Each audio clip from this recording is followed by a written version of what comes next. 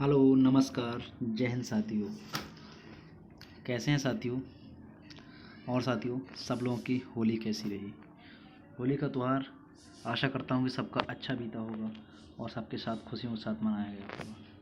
साथियों, 2-3 दिन से अभी होली की पहली वजह से छुट्टियाँ रही हमारी। होली वजह से पहले क्लास नहीं पढ़ पाए, उसके बाद थोड़ा सा मैं ज़्यादा बिजी था 2-3 दिन से। और फिर हमारा जो नया टॉपिक भी आज शुरू हो गया, समझ लो सेकंड यूनिट शुरू होगी ग्रामीण परिवेश की, तो इसीलिए थोड़ा सा समय लगा इसके नोट्स तैयार करने में और क्लासेस तैयार करने में। तो आज हम नेक्स्ट और नई क्लास आपके लिए बिल्कुल लेकर आए हैं। इस क्लास का नाम है राजस्व प्रशासन या राजस्व परिषद। इसके बारे में हम सब चीज़ें आज जानेंगे कि राजस्व क्या होता है, राजस्व के अंदर और कौन कौन से विभाग होते हैं, राजस्व के क्या क्या कार्य होते हैं, ये सारी चीज़ें हम जानेंगे। जैसा कि इस टॉपिक पर नाम ही है राजस्व प्रशासन, इसको इंग्लिश में कहते हैं रेवेन्यू एडमिनिस्ट्रेशन। रेवेन्यू एडमिनिस्ट्रेशन, ठीक है। और इसके बारे में हम जानेंगे आज इसके घटक और कार्य। तो इसके क्या घटक हैं, क्या कार्य हैं, what is the component and functioning of revenue administration, आज हम ये लोग जानेंगे, ठीक है। तो आइए देखते हैं आइए कि आगे राजस्व विभाग होता क्या है। तो राजस्व विभाग जो होता है उसकी एक राजस्व सचिव शाखा होती है जिसके अंतर्गत 5 विभाग आते हैं। तो मैं 5 विभागों को आपको बताऊंगा, फिर हम बारी बारी से एक एक विभाग के बारे में डिटेल से पढ़ेंगे। तो राजस्व विभाग के कौन कौन सी 5 शाखाएं हैं, आइए देखते हैं। और मैं आपको एक बात और बता दूं कि जो 5 शाखाएं हैं राजस्व विभाग की, इन 5 शाखाओं के सभी के मुख्यालय जो हैं वो लखनऊ में हैं। आप लिख लेना यहाँ कहीं पे साइड से, इनकी सभी के मुख्यालय जो हैं वो लखनऊ में हैं। तो 5 शाखाएं देखते हैं कौन कौन सी हैं। तो सबसे पहली शाखा इसकी होती है राजस्व परिषद, दूसरी शाखा होती है राज्य आपदा प्रबंधन विभाग, तीसरी शाखा होती है भूमि अध्याप्ति विभाग, चौथी शाखा होती है चकबंदी विभाग और 5वीं शाखा होती है जिला गजेटियर्स। जिला गजेटियर्स, ठीक है, इसको मुख्य संपादक भी कहते हैं। अब इन 5 जो शाखाएं हैं, इन 5 शाखाओं के सबसे मुख्य अधिकारी कौन होते हैं, सबसे टॉप अधिकारी कौन होते हैं, उनके बारे में जानते हैं। तो जैसा कि राजस्व परिषद का जो सबसे सर्वोच्च अधिकारी होता है उसको हम लोग अध्यक्ष कहते हैं, ठीक है। और जो अध्यक्ष होता है इसके अंडर में 2 इसके नीचे 2 प्रशासनिक सदस्य होते हैं और 7 न्यायिक सदस्य होते हैं। क्योंकि जो राजस्व परिषद होता है ये एक तरह का प्रशासनिक विभाग और न्यायिक विभाग दोनों इसके अंतर्गत आते हैं और ये दोनों के कार्य करता है।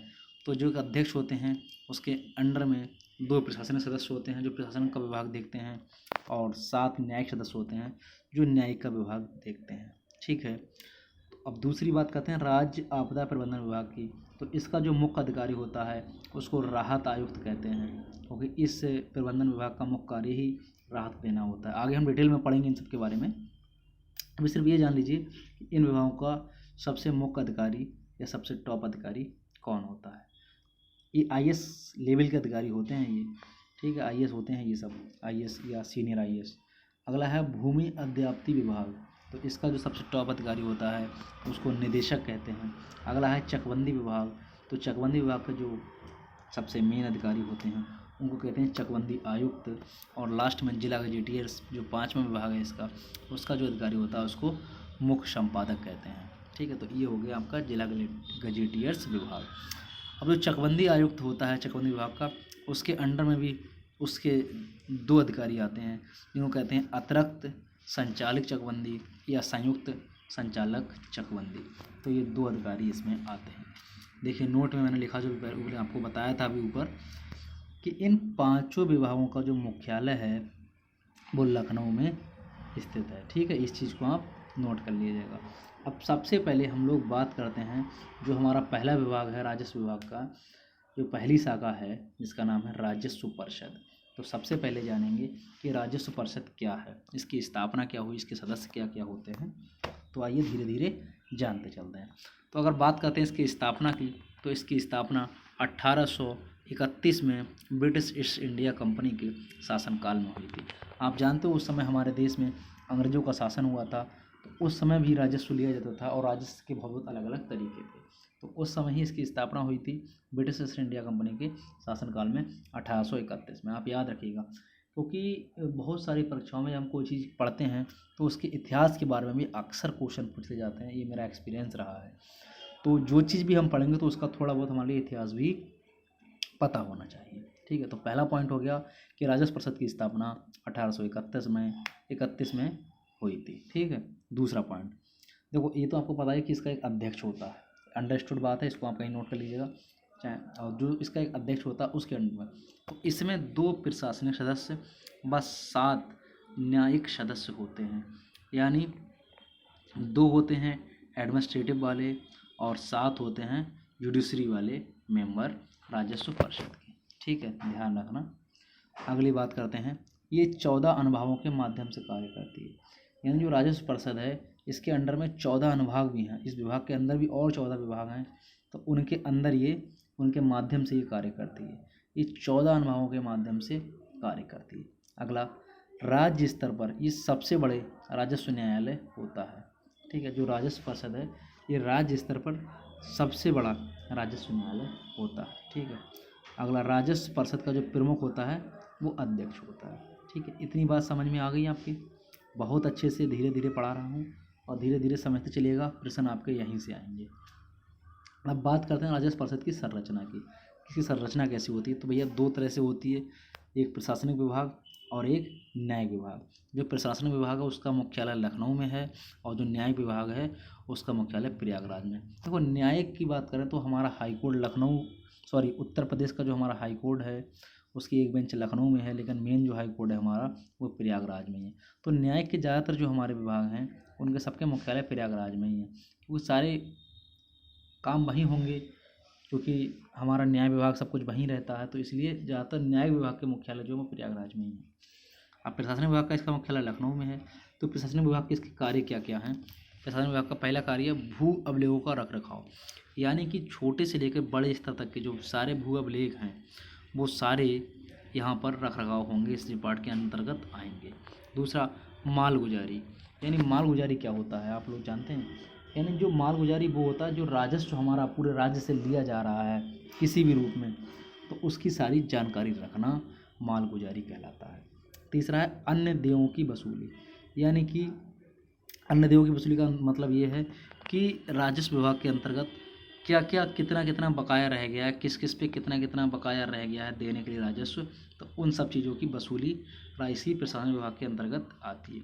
अगला है भूमि अर्जन, यानी भूमि का अर्जन, तो ये भी कार्य प्रशासन विभाग का है, यानी कि राजस्व के लिए या राज्य के लिए कोई भी हमें अगर भूमि की ज़रूरत है तो वो भी यही विभाग देगा, चाहे हमें कॉलेज बनाने हैं, चाहे हमें हॉस्पिटल बनाने हैं सरकारी, चाहे हमें सरकारी कोई भी काम करना गवर्नमेंट के अंडर में जो आता है, तो उसकी भूमि के अर्जन के लिए कहाँ से ज़मीन लेनी है, कहाँ से ज़मीन खाली करानी, कहाँ से ख़रीदनी है, या कहीं पे मतलब किसी का कब्जा है तो उसको कैसे खाली कराना है ना। अगर किसी का मतलब किसी अपराधी ने किसी के मतलब खेत वगैरह या कोई सरकारी ज़मीन या फिर ग्राम पंचायत की ज़मीन वगैरह कब्जा कर रखी, तो उसको कैसे अर्जन करना है, वो सभी इसी विभाग के अंतर्गत आते हैं। अगला, भूमि का बंदोबस्त, यानी जो भी सारे कार्य हैं जिनके लिए ज़रूरत पड़ सकती है भूमि के लिए राजस्व परिषद को या राज्य सरकार को, तो उन सब का बंदोबस्त इसी विभाग के अंतर्गत होता है। ये इसके कार्य हैं प्रशासनिक विभाग के। अब न्याय विभाग के क्या कार्य हैं? तो न्याय विभाग का मुख्यालय प्रयागराज में, इसके 3 कार्य हैं। अगर आपके लिए राजस्व के अंतर्गत कोई दिक्कत है तो आप उसमें अपील डाल सकते हैं, इसमें तो अपील ये। दूसरा, निगरानी, आपके लिए निगरानी की ज़रूरत है तो निगरानी। तीसरा, पुनर्विलोकन, अगर कोई भी काम हो गया है या कोई भी न्याय हो गया तो उस पर पुनः विचार कर सकते हैं, पुनः अवलोकन कर सकते हैं। तो ये 3 कार्य हैं आपके न्याय विभाग के। ठीक है साथियों, तो बढ़िया से समझते चलिए। अब हम आगे बढ़ते हैं। आइए, जो राजस्व परिषद है, जैसा आप लोग जान गए अभी तक कि इसके प्रशासनिक सदस्य 2 हैं प्रशासनिक सदस्य और 7 हैं इसके न्यायिक सदस्य। तो इसका हम एक क्रम जानते हैं कि राजस्व परिषद के अधिकारियों का क्या क्रम होता है और क्या घटते हुए क्रम आता है इसका। तो हम इसका घटता हुआ क्रम देखते हैं। जैसा कि आप लोग जानते हैं कि राजस्व परिषद का सर्वोच्च अधिकारी कौन सा होता है, तो वो अध्यक्ष होता है, ये बात आप जानते हैं। अध्यक्ष क्या है? तो वो सबसे बड़ा राजस्व न्यायालय भी है राजस्व परिषद, और उसका सबसे बड़ा न्यायाधिकारी वो भी है राजस्व परिषद का अध्यक्ष।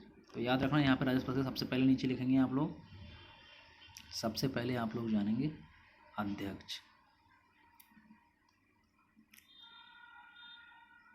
अध्यक्ष जो सबसे बड़ा अधिकारी है, ठीक है। फिर उसके बाद छोटे छोटे अधिकारी आपके आएंगे, ठीक है।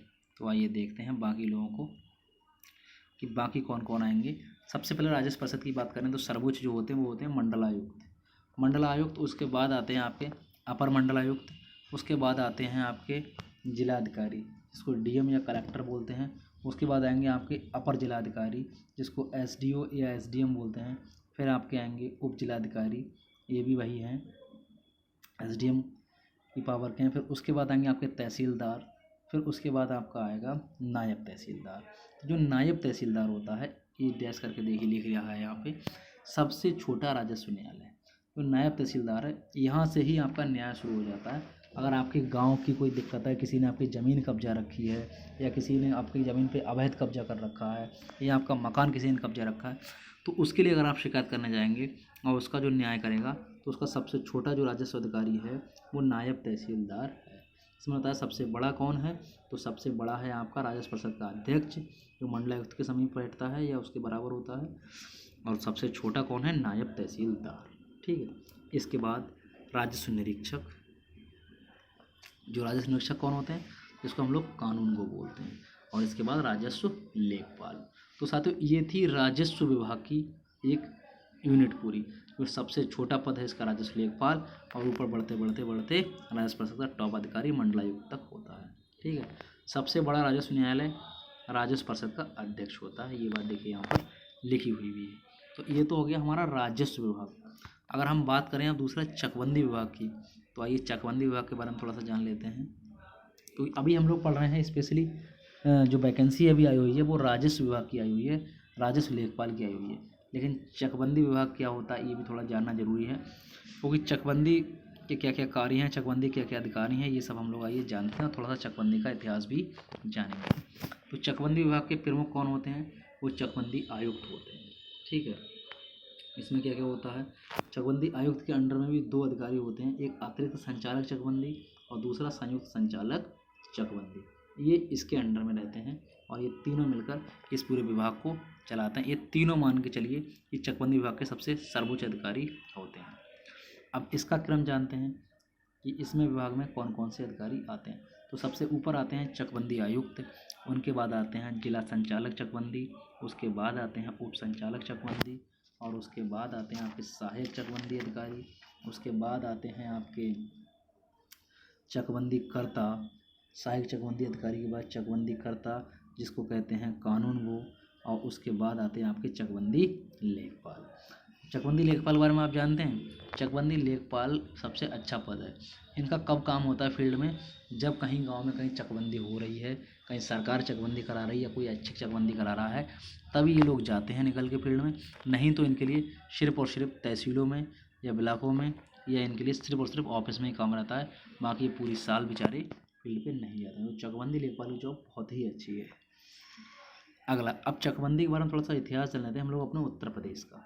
चकबंदी का इतिहास क्या रहा है, तो सबसे पहले 1925-26 में पहली बार, पहले तो आप लोग ये जानते हैं चकबंदी होती क्या है, मैंने हालांकि पहले आपको बता रखा है पहले वाली क्लासों में। देखो चकबंदी होती क्या है, तो हमारे भारत देखो आप लोग जानते हैं पूरा कृषि प्रधान देश है, तो इसमें होता क्या है, जो किसान हैं हमारे गांव के, तो एक किसान के नाम मान लिया 20 बीघा ज़मीन है।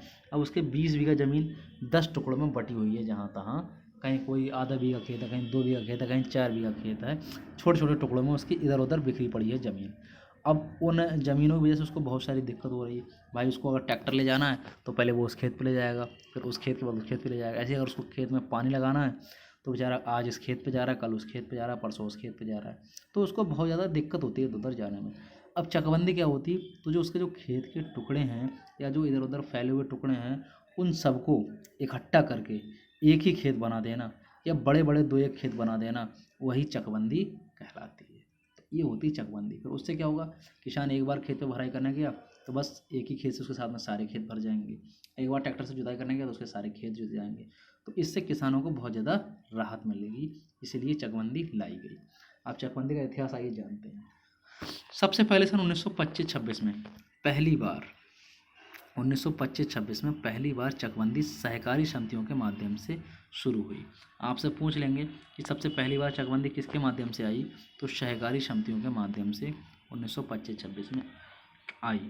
अब इसके बाद 1939 में संयुक्त प्रांत जोत चकबंदी अधिनियम के तहत चकबंदी आई या होती थी। ठीक है, 1939 में एक अधिनियम आया था जिसका नाम था संयुक्त प्रांत जोत चकबंदी अधिनियम। आप जानते हैं उस समय भारत की आज़ादी से पहले हमारे उत्तर प्रदेश का नाम भी था संयुक्त प्रांत। अभी हम उत्तर प्रदेश के इतिहास के बारे में भी जानेंगे, तो हम आपको सारा नाम यूपी के बताएंगे। तो उस समय एक जो 1939 में आई थी जिसका नाम था संयुक्त प्रांत जोत चकबंदी अधिनियम। इसके तहत चकबंदी होती थी, लेकिन ऐच्छिक चकबंदी थी ये, तो उसके कारण ये सफल नहीं हो सकी और ख़त्म हो गई। इसलिए फिर 1947 में ये जो कार्यक्रम आया था, कौन सा, संयुक्त प्रांत जोत चकबंदी अधिनियम, इसको पूर्ण रूप से समाप्त कर दिया। फिर हमारा देश 1947 में 15 अगस्त को आज़ाद हो गया। फिर उसके बाद 1950 में हमारा गणतंत्र हो गया। फिर आगे बढ़ते हैं। फिर 1953 में उत्तर प्रदेश जोत चकबंदी अधिनियम लाया गया और यह बना और 8 मार्च 1854 से लागू हुआ। सबसे पहले टेस्टिंग की गई 8 मार्च 1854 से। उत्तर प्रदेश के 2 तहसीलों में सबसे पहले 8 मार्च 1954 से चकबंदी को लागू किया गया। पहला था कैराना, कैराना तहसील पड़ती है मुजफ्फरनगर में, और दूसरी तहसील थी मुसाफिर खाना जो कि सुल्तानपुर में पड़ती है। सबसे पहले इन 2 जगहों पे चकबंदी शुरू की गई। उसके बाद में जब ये चकबंदी सफल रही, फिर 1958 में फिर पूरे प्रदेश में हमारे लागू कर दी गई। सवाल आपसे पूछेगा कि उत्तर प्रदेश में चकबंदी कब लागू की गई, तो ऑप्शन दिया होगा 1954, तो 8 मार्च 1954 से लागू हुई। लेकिन पूछ रहे संपूर्ण प्रदेश में कब लागू हुई, तो आपकी ये लागू हुई है 1958 से। ये बात याद रखना सभी लोग, संपूर्ण प्रदेश में 1958 से चकबंदी लागू हुई। ठीक है, अब थोड़ा सा जान लेते हैं उत्तर प्रदेश के नाम के बारे में, इतिहास क्या क्या रहा उत्तर प्रदेश का। तो 1836 में सबसे पहले उत्तर प्रदेश को हम लोग कहते थे उत्तर पश्चिम प्रांत। ठीक है, उत्तर और पश्चिम प्रांत। फिर 1877 में उत्तर पश्चिम प्रांत आगरा एवं अवध। ठीक है, ये बांट दिया गया था उत्तर प्रदेश को 2 पार्ट्स में, आगरा एवं अवध में। ठीक है, तो ये नाम था इसका 1877 में। फिर 1902 में इसका नाम हुआ संयुक्त प्रांत, किसका, आगरा एवं अवध का संयुक्त प्रांत। फिर तीसरा 1937 में इसका नाम हो गया संयुक्त प्रांत। फिर 1947 के बाद इसका नाम हमारा उत्तर प्रदेश हो ही गया, आप लोग जानते ही हैं। साथियों, कैसी लगी क्लास, ये आपको अच्छी लगी होगी आशा करता हूँ। साथियों, अभी छोटी हुई है क्लास, ऐसा करते हैं थोड़ा सा और पढ़ लेते हैं। ठीक है, इसके आगे का थोड़ा सा जान लेते हैं। आज हमने क्या जाना, अभी तक राजस्व परिषद के बारे में थोड़ा सा जान लिया था, और थोड़ा सा अभी हमने चकबंदी विभाग के बारे में जान लिया। अब थोड़ा सा और जान लेते हैं, अभी अगला बढ़ा लेते हैं क्लास। राजस्व विभाग की और चीज़ें थोड़ी सी जान लेते हैं। जैसा कि आपको पता ही है, राजस्व सचिव शाखा है जो, इसके 5 भाग हैं। सबसे पहला राजस्व परिषद, थोड़ा सा रिवीजन कर लेते हैं। दूसरा राज्य आपदा प्रबंधन विभाग। तीसरा भूमि अध्याप्ति विभाग। चौथा चकबंदी विभाग। और 5वां जिला गजेटियर्स विभाग। इन सबके प्रमुख कौन है, राजस्व परिषद का प्रमुख अध्यक्ष होता है। इसके अंडर में 2 प्रशासनिक सदस्य होते हैं तथा 7 न्यायिक सदस्य होते हैं। दूसरा राज्य आपदा प्रबंधन विभाग होता है, जिसका प्रमुख राज्य राहत आयुक्त होता है। तीसरा भूमि अध्याप्ति विभाग होता है, जिसका प्रमुख निदेशक होता है। अगला चकबंदी विभाग होता है, जिसका प्रमुख चकबंदी आयुक्त होता है।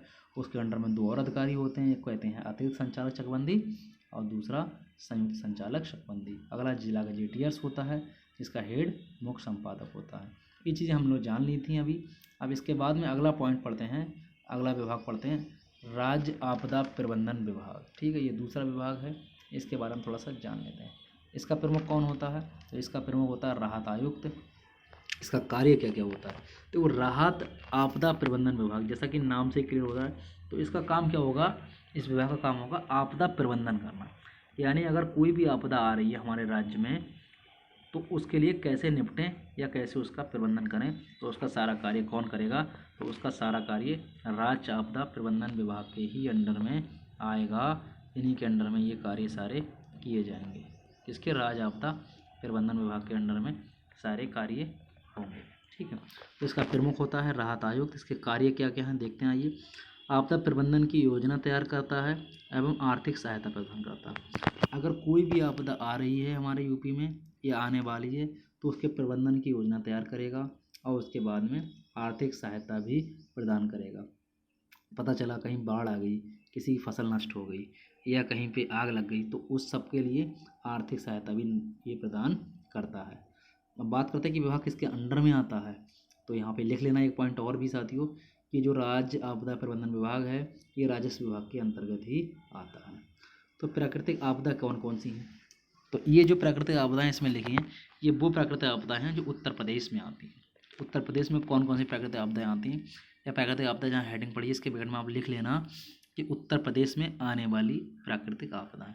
तो सबसे बड़ी जो प्राकृतिक आपदा जो यूपी में आती है वो है हमारी बाढ़, क्योंकि उत्तर प्रदेश मैदानी क्षेत्र है, ज़्यादातर नदियों का यहाँ पे बहुत ज़्यादा विस्तार है। तो सबसे बड़ी जो आपदा आती है यहाँ पे वो बाढ़ से आती है। दूसरी दूसरी सबसे बड़ी जो प्राकृतिक आपदा है यहाँ पर सूखा, ठीक है, सूखा यहाँ पे बहुत पड़ता है। तीसरा आगजनी।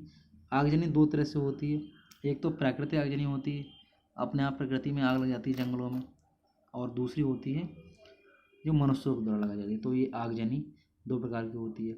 और चौथा जो हमारे यहाँ आपदा आती है वो आती है भूकंप।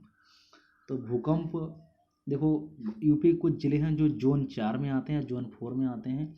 तो यूपी के जो देखो जो भूकंप बढ़ता है ना, पूरे भारत का जो भूकंप वाले क्षेत्र हैं वो जोन में बांटे गए हैं। तो सबसे जो खतरनाक एरिया है वो जोन 5 होता है।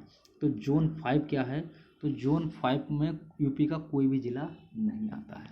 उससे जो कम तीव्रता वाला जो भूकंप आता है, थोड़ा सा कम खतरनाक होता है, वो जोन 4 में आता है। तो जोन 4 में यूपी के भैया कई ज़िले आते हैं। तो हम लोग ये जानेंगे कि यूपी के कौन कौन से ज़िले जोन 4 में आते हैं अभी आगे। तो अगली बात आती है बाढ़ की। बाढ़ होता क्या है, तो देखो यूपी की अगर हम कुल ज़मीन की बात करें जिसमें कृषि होती है, या वैसे टोटल ज़मीन की बात करें, तो यूपी में जो कुल ज़मीन है, जो यूपी का कुल क्षेत्रफल है वो 243.286 लाख हेक्टेयर है, ठीक है, यानी 2,43,286 लाख हेक्टेयर भूमि उत्तर प्रदेश की है। तो इसमें से 73.06 लाख हेक्टेयर भूमि ऐसी है जो बाढ़ से प्रभावित है या जिसमें बाढ़ आती है, ठीक है। अगर हम बात करें कि इतने में से कितने भूमि ऐसी है जिसको सिंचाई विभाग कहती है कि सुरक्षित किया जा सकता है, तो इतने में से कितने में से 73.06 लाख हेक्टेयर में से 58.72 लाख हेक्टेयर जो भूमि है इसको बाढ़ से सुरक्षित किया जा सकता है।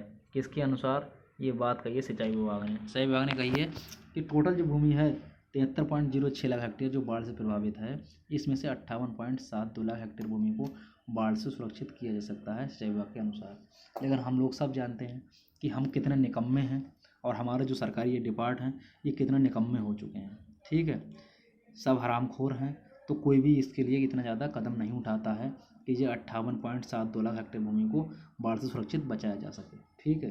हालांकि मुझे ये बात कहना नहीं चाहिए, लेकिन कड़वी सच्चाई यही है साथी। तो टोटल भूमि 273.286 लाख हेक्टेयर भूमि है हमारे यहाँ की यूपी की, जिसमें 73.06 लाख बाढ़ से प्रभावित है। इतनी बात आप लोग याद रखना। अब बात आती है कि उत्तर प्रदेश में बाढ़ के लिए जिम्मेदार नदियाँ कौन कौन सी हैं। आपसे सवाल इस तरह से पूछ सकता है कि उत्तर प्रदेश निम्नलिखित में से उत्तर प्रदेश की कौन सी नदी है जो बाढ़ को प्रभावित नहीं करती है, उत्तर प्रदेश को बाढ़ से प्रभावित नहीं करती है, या निम्नलिखित में से कौन सी नदी उत्तर प्रदेश में बाढ़ से प्रभावित करती है। तो इनमें से कोई सी एक डाल देगा। फिलहाल आपको ये 8 नदियाँ तैयार करनी है अच्छे से। डिटेल में भी आपको पढ़ाऊँगा जब ज्योग्राफी पढ़ाऊँगा, यूपी की इसमें पढ़ाऊँगा, डायरेक्टली इनडायरेक्टली इसमें ही हम ग्रामीण परिवेश में उत्तर प्रदेश की ज्योग्राफी भी पूरी पढ़ लेंगे। उत्तर प्रदेश तो पूरा पढ़ना ही पढ़ना है, सिलेबस का हिस्सा है। तो वो नदियाँ जो उत्तर प्रदेश में बाढ़ के लिए जिम्मेदार हैं, सबसे पहले गंगा, उसके बाद यमुना, तीसरी रामगंगा, चौथी गोमती, पाँचवीं घाघरा या करनाली या सरयू। ये तीनों नाम घाघरा के ही हैं, लेकिन सरयू नदी अब इसका आधिकारिक रूप से हो गया है, अब सरयू नदी नाम से ही ये जानी जाएगी, ठीक। घाघरा, करनाली, सरयू एक ही नदी का नाम। अगला गंडक, अगली राप्ती और लास्ट शारदा। तो ये 8 नदियाँ हैं जो उत्तर प्रदेश में बाढ़ लाने का कार्य करते हैं या उत्तर प्रदेश में बाढ़ के लिए जिम्मेदार नदियाँ हैं, ठीक है। आगे आइए बढ़ते हैं। तो भूकंप की बात करें तो उत्तर प्रदेश में जोन 4 में कौन कौन से ज़िले आते हैं जो कि भूकंप प्रभावित ज़िले हैं। तो सबसे पहले देखिए उत्तर प्रदेश का थोड़ा सा नक्शा बना हुआ है, इस तरह से उत्तर प्रदेश है। तो उत्तर प्रदेश के जो किनारे किनारे जो ज़िले बसे हुए हैं ये इसमें कुछ ज़िले लिखे गए हैं। तो सबसे पहले जो उत्तर प्रदेश का सबसे उत्तरी ज़िला है, ठीक है, वो कौन सा है आप लोग भी जानते हैं, सहारनपुर है। और उत्तर प्रदेश का सबसे पश्चिमी ज़िला कौन सा है, शामली है, आप लोग जानते हैं। तो सहारनपुर से स्टार्ट करते हैं। तो सहारनपुर से जब हम लोग बढ़ेंगे पूरब की साइड, तो सहारनपुर के बाद मुजफ्फरनगर, बिजनौर, मुरादाबाद, रामपुर, उसके बाद अपना बरेली, अपना पीलीभीत, फिर लखीमपुर खीरी आता है। तो लखीमपुर खीरी आपको बता दूं कि क्षेत्रफल की दृष्टि से उत्तर प्रदेश का सबसे बड़ा जिला भी है, ये बात आपको पता होनी चाहिए। फिर उसके बाद बहराइच, उसके बाद श्रावस्ती, उसके बाद बलरामपुर और उसके बाद सिद्धार्थनगर, उसके बाद महाराजगंज फिर उसके बाद यहाँ पे देवरिया आता है, फिर बलिया आता है। जो बलिया ज़िला है ये उत्तर प्रदेश का सबसे पूर्वी ज़िला है। फिर उसके बाद गाजीपुर, उसके बाद चंदौली, फिर नीचे जो लटका हुआ ज़िला है ये हमारा सोनभद्र है। आपको बता दें सोनभद्र की जो सीमा है भारत के 4 राज्यों से टच करती है। कौन कौन से वो 4 राज्य हैं आपको पता होना चाहिए? झारखंड, बिहार, छत्तीसगढ़ और मध्य प्रदेश। 4 राज्यों से सोनभद्र अपनी सीमा साझा करता है, ठीक है। और उत्तर प्रदेश का सबसे दक्षिणी जिला भी सोनभद्र है, ठीक है। अब आगे बढ़ते हैं। इसके बाद नीचे जब देखते हैं तो मिर्ज़ापुर, मिर्ज़ापुर कौन सा वाला? कालीन भैया वाला मिर्ज़ापुर। उसके बाद प्रयागराज, चित्रकूट, बांदा, महोबा, झांसी, और इधर ये पूरा एमपी में जो चारों तरफ से घिरा हुआ ललितपुर, फिर झांसी हो ही गया ऊपर, इटावा, आगरा, मथुरा, और आपका अलीगढ़। अलीगढ़ के बाद आपका आता है वो गौतम बुद्ध नगर, गाज़ियाबाद, बागपत और शामली। तो ये ज़िले हमारे चारों तरफ से यूपी को घेरे हुए हैं। और यहीं पे जो बिजनौर से नीचे अमरोहा, मेरठ, बुलंदशहर वाले एरिया भी है।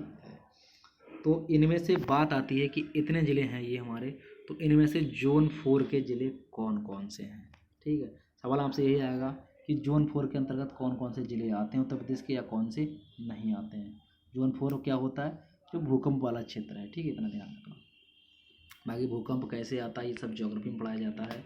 भूकंप के बहुत सारे कारण हैं, तो वो आप लोग को डिटेल में बाद में पढ़ाया जाएगा। अभी आप इतना जान लीजिए कि जोन 4 में कौन कौन से ज़िला आते हैं, ठीक है। क्लास ज़्यादा लंबी ना करते हुए आज की क्लास यहीं पे ख़त्म करेंगे।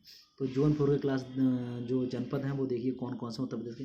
सबसे पहले जो उत्तर प्रदेश का सबसे उत्तरी ज़िला है सहारनपुर, वो आता है। उसके बाद मुजफ्फरनगर, ऊपर क्रम से ही है। फिर उसके बाद बिजनौर, उसके बाद मुरादाबाद, ठीक है। ये 4 ज़िले क्रम से दिए हुए हैं ऊपर नक्शे में, देखिए सहारनपुर, उसके बाद मुजफ्फरनगर, बिजनौर और मुरादाबाद, ये 4 ज़िले तो आते हैं। और उसके बाद जो नीचे दिए हुए हैं इसके थोड़े से दक्षिण में अमरोहा, रामपुर और मेरठ, लेकिन आई थिंक बिजनौर के बाद रामपुर, हाँ रामपुर आता है, ठीक। मुरादाबाद के बाद अमरोहा और रामपुर और मेरठ, बुलंदशहर, श्रावस्ती, बलरामपुर, सिद्धार्थनगर और महाराजगंज। तो इतने ज़िले जोन 4 में आते हैं। आप लोग को याद कर लेना है ये सारे ज़िले, ठीक है। तो साथियों आज की क्लास को यहीं पे समाप्त करते हैं। तो यहाँ भी बोर हो जाएंगे, थोड़ा सा नया है ये आपके लिए भी। और राजस्व विभाग का ये भैया राजस्व परिषद वाला टॉपिक थोड़ा सा कठिन भी हो सकता है आप लोग के लिए, तो इसलिए आज की क्लास इतनी ही करते हैं। बाकी अगली क्लास में मिलते हैं नेक्स्ट क्लास में। तो साथियों कैसी लगी आज की क्लास कमेंट बॉक्स में ज़रूर बताइएगा। और प्रॉपर आप लोग बेटा नोट्स बनाते चलिए, नोट्स नहीं बनाएंगे तो दिक्कतें बहुत ज़्यादा आने वाली हैं। बाकी मैं इस क्लास की पीडीएफ भी पर डे शेयर कर देता हूँ। जो भी साथी हमसे टेलीग्राम पर जुड़े हुए हैं उनको मिल ही रही है बराबर पीडीएफ, और बाकी जो हमारे पर्सनल स्टूडेंट हैं जो हमारे व्हाट्सएप ग्रुप में जुड़े हुए हैं उनको भी ये पीडीएफ मिल भी रही है। अगर आप लोग भी इस पीडीएफ को प्राप्त करना चाहते हैं तो आप लोग हमारा टेलीग्राम चैनल है, इसका नाम है DK कैरियर क्लासेस, उसको टेलीग्राम पर सर्च करके ज्वाइन कर सकते हैं। और आपको इस क्लास का लिंक और सारी पीडीएफ फ्री ऑफ कॉस्ट वहाँ पे मिलती रहेंगी, ठीक है। और अगर कोई लोग हमारे व्हाट्सएप चैनल से जुड़ना चाहते हैं तो उसके लिए मेरा नंबर है वो आप नोट कर लीजिएगा, उस पर आप मैसेज कर दे सकते हैं मुझे। तो नंबर लिख लीजिएगा 892337 फिर 3795। ये मेरा कॉन्टैक्ट नंबर है, इस पर आप लोग मैसेज कर दीजिएगा और बता दीजिएगा, मैं आपको व्हाट्सएप ग्रुप का भी लिंक भेज दूँगा, आप उस पर भी जुड़ सकते हैं। तो साथियों कैसी लगी क्लास कमेंट बॉक्स में ज़रूर बताइएगा, ठीक है। ज़्यादा से ज़्यादा बाकी हमारे चैनल को सब्सक्राइब कीजिए, ज़्यादा से ज़्यादा शेयर कीजिए। Thanks for watching.